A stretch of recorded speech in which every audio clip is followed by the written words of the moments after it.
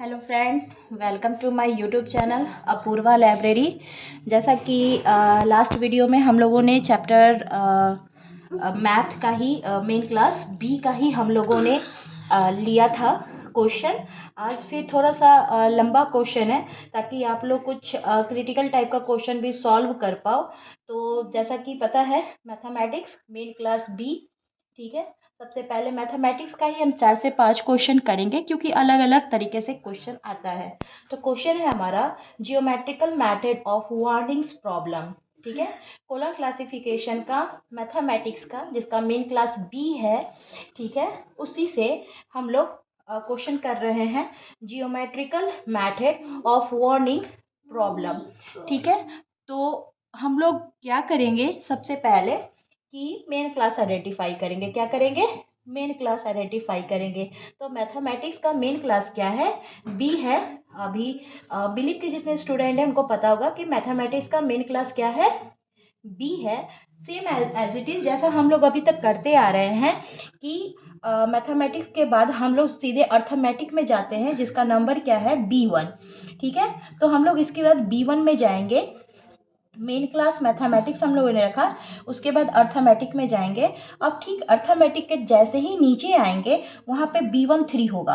B13 में जैसा कि पता है इंटीजर, अभी तक हम लोगों ने, ये तीसरा क्वेश्चन है, तीसरा क्वेश्चन में यहाँ तक का प्रोसेस सेम है। मेन क्लास, फिर मेन क्लास के पास B1 के बाद B13 में ही हम लोग गए हैं।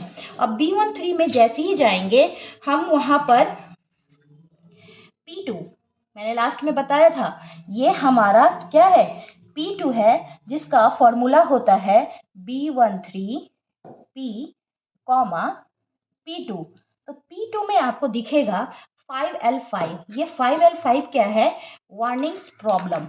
इसीलिए हम लोगों ने यहाँ पे कॉमा का यूज़ किया। ये कॉमा क्यों यूज़ किया है ये मैंने आपको लास्ट वीडियो में बहुत अच्छे से समझाया है, क्योंकि हमारा P2 फोकिन P2 में जैसे ही हम P2 में जाते हैं यहाँ पे कॉमा यूज़ करते हैं। तो कॉमा यूज़ करने के लिए हम लोग यहाँ पे 5L5 का यूज़ किया है।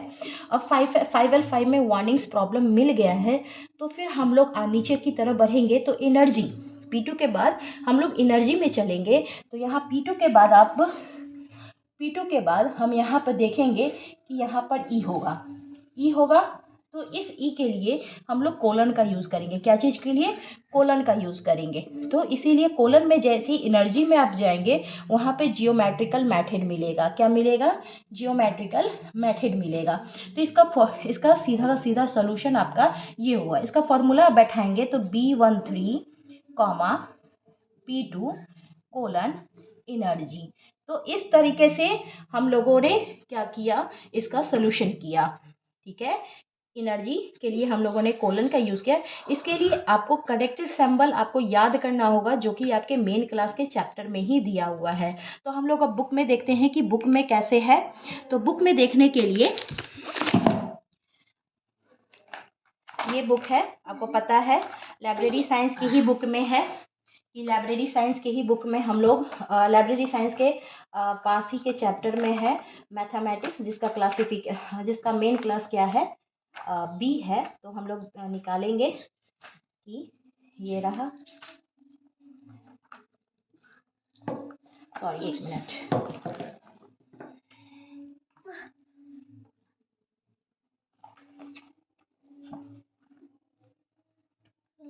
ये रहा मैथमेटिक्स।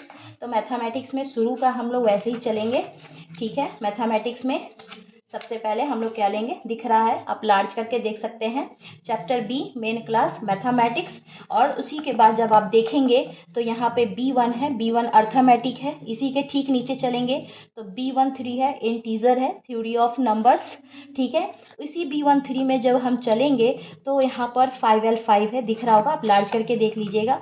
5L5 हमारा फोकिन P2 में है। 5L5 वार्निंग्स प्रॉब्लम दिया हुआ है। वार्निंग्स प्रॉब्लम्स के बाद हम यहाँ पे एनर्जी आइडेंटिफाई करेंगे, फोकिन ई कम टू पी, ठीक है। तो यहाँ पर हम देखेंगे कि 6 जो है हमारा नंबर जियोमेट्रिकल मेथड है, फोकिन ई कम टू पी। यहाँ पर जब 6 में आप जाएंगे तो जियोमेट्रिकल मेथड है। और ई को यूज़ करने के लिए यहाँ पे आप देख सकते हैं, इसको लार्ज करके देखिएगा, B13 कॉमा P2 कोलन ई, यानी कि जब आप एनर्जी का सिंबल यूज़ करेंगे तो उससे पहले कोलन का देंगे, और उससे ठीक पहले अगर P2 का एलिमेंट यूज़ कर रहे हैं तो कॉमा का कनेक्टिंग सिंबल देंगे।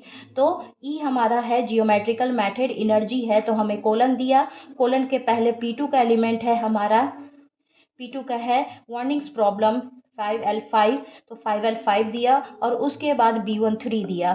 तो इस तरीके से आप ये क्वेश्चन बना सकते हैं कि हमारा क्या था, B13 P2 कॉमा, इसके बाद एनर्जी है तो इसी पे हम लोगों ने रखा B13 कॉमा 5L5 कोलन 6। तो ये हमारा सॉल्यूशन हो गया कि geometrical method of warnings problem, तो B13 5L5 कोलन 6 ये हमारा सॉल्यूशन हो गया। आई होप आपको समझ में आ रहा होगा।